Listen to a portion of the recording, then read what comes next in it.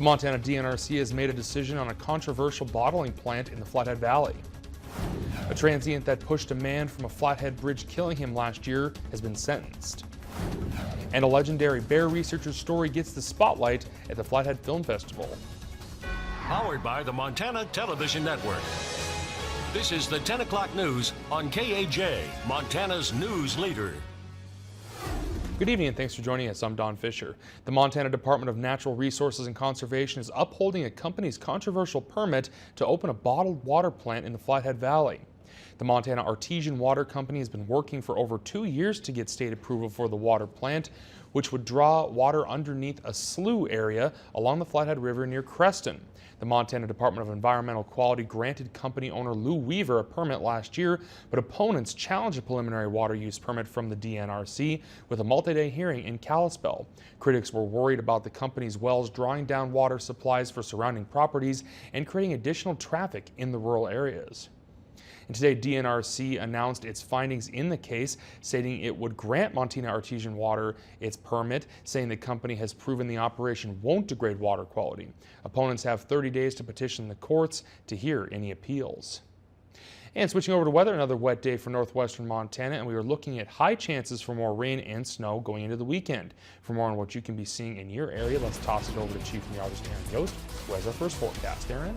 Yeah, that's exactly right, Don. We are going to be dodging a lot of snow showers at first, a rain-snow mix expected by tomorrow evening, and then by Sunday, it does look like the majority of our precipitation, at least during the afternoon, will be valley rain. Right now, dealing with mostly cloudy skies, a couple of isolated snow showers just to the south of us along the Missions and into the Swans, the rest of the Rocky Mountain front in on that as well. Now, we are going to see things picking up in intensity here as we move into Saturday morning. Some light accumulation very possible as we head throughout the day Saturday before we see that switch over. Got the extended, very active forecast on the way, Don. All right, thanks, Aaron. A transient that pushed a man from a Flathead bridge, killing him, will spend the next 70 years in prison. Flathead District Court Judge Jan Wilson sentenced Cecil Thomas Rice to 70 years in the Montana State Prison Thursday. Rice was found guilty of deliberate homicide in early December for causing the death of 34-year-old Anthony Walters. Prosecutors say that Rice pushed Walters off the old steel bridge near Evergreen on April 26th of last year, and Walters' body was found by boaters about 1.5 miles offshore from the mouth of the Flathead River. Prosecutors say that Rice pushed Walters off the old steel bridge near Evergreen over a statement Walters made about Rice's girlfriend. And it's not exactly boom time, so Montana's major cities are showing some positive economic growth as 2018 gets underway.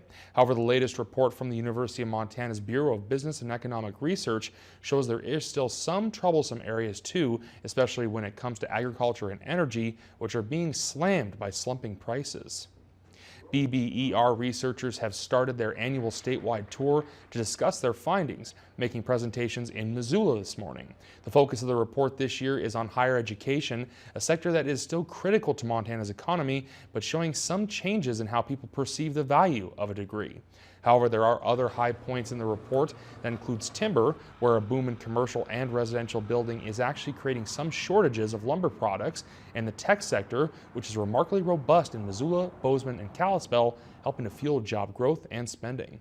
The tech growth, primarily in Bozeman and Missoula, but also in other communities around the state, has really captured a lot of attention and interest, but it's also showing up. This has been a year that Missoula has done quite a bit better, as have Bozeman and some of the other communities. And that's been part of the story, has been what's going on with tech growth. And researchers also say the Montana healthcare industry continues to grow, driven largely by the state's aging population. And this week's Salute to Service, MTN's Jack Ginsburg gives us a behind-the-scenes look at the unsung heroes of Whitefish Mountain Resort. At the crack of dawn, the Whitefish Mountain Resort Ski Patrol team meets for some stretching, followed by a 15-minute meeting discussing certain tasks before skiers and snowboarders hit the slopes. We cover any avalanche concerns for the day, any events that are going on, any particular projects that we want to take care of first thing in the morning before we have our guests on the mountain. Then Stevens disperses the patrollers around the mountain to various duties, ranging from moving the pads up on the chairlift poles to going around the mountain, putting up caution signs, and making sure all the boundary lines are visible. Everybody gets kind of a breakdown of what's expected of them, and then 8:15, 8:20, we head out for our day. The patrol also showed me how a typical call would go if someone were injured. The dispatch would hear the call from a patroller at the scene and send someone out of the patrol hut and down the run with a long, narrow sled called a toboggan. When the patroller arrives, they ask a number of questions to evaluate the injured skier or snowboarder. Did you hit your head at all? No. How's your back? If the person is injured, they are taken down the mountain and to the clinic at the base. While speaking to Stevens, he said rescues that save someone's life are one of the most fulfilling parts of the job, as he reminisced on one of his best days. Finally able to reach her late in the evening and was able to bring her out just before midnight on Christmas Eve, moving into Christmas Day. And so that was just, once again, another really rewarding experience. Stevens also says one of the best parts of the job is how close everyone on the patrol, or as he refers to as his second family, is. And so it's a very close-knit group of professionals that's very dedicated and just really care about mountain safety and taking care of our guests here at Whitefish Mountain Resort. Jack Ginsburg, MTN News, Big Mountain. And Stevens has been the patrol manager there for 4 years. From bears to balloons, this will be the perfect weekend for film buffs as the Flathead Lake International Cinema Fest makes its return to Polson. The festival, now in its 6th year, is starting to pick up steam and attract more films and more international interest.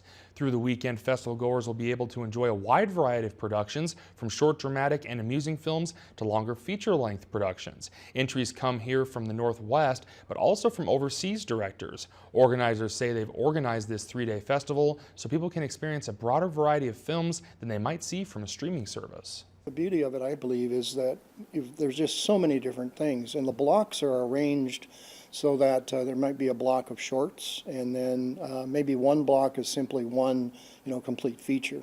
And then there's animations, and we have some Montana-made stuff. We have 15 countries represented.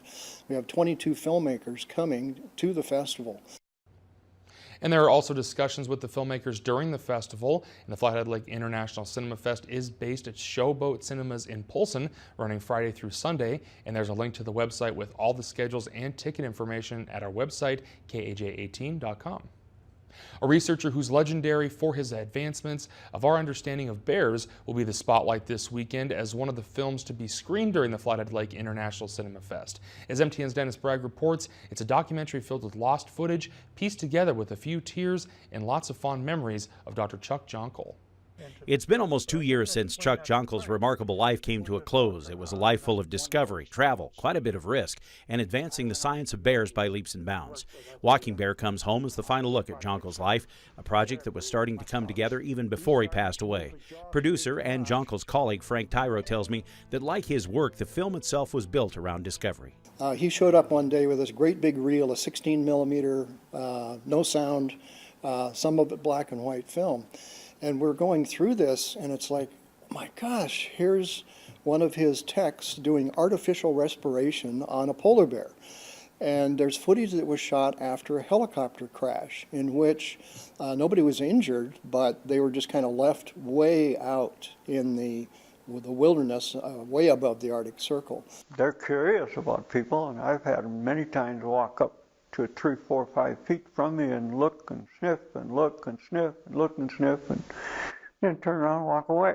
But Walking Bear is also a very personal story, and while friendship makes it a moving film, it also made it tough in the editing suite. It was blood, sweat, and tears because, seeing his face after he had passed away, there's parts of it that were really hard to edit, but I'm really happy with the way it came out. Walking Bear Comes Home is one of dozens of films which will be screened during the Cinema Fest this weekend at Showboat Cinemas in Polson. More than 15 countries are represented, with 22 filmmakers coming to the festival.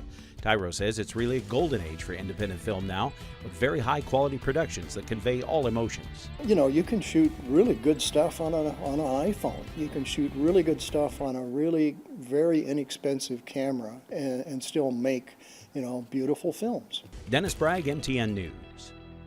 And Walking Bear Comes Home shows Saturday at 4 p.m. And for a complete list of those screenings, you can also see those on our website. And coming up, Aaron has details on our active forecast for the weekend, including how much snow we could see. Plus, new details revealed about the moments leading up to that deadly Amtrak derailment in Washington State. the latest on that investigation.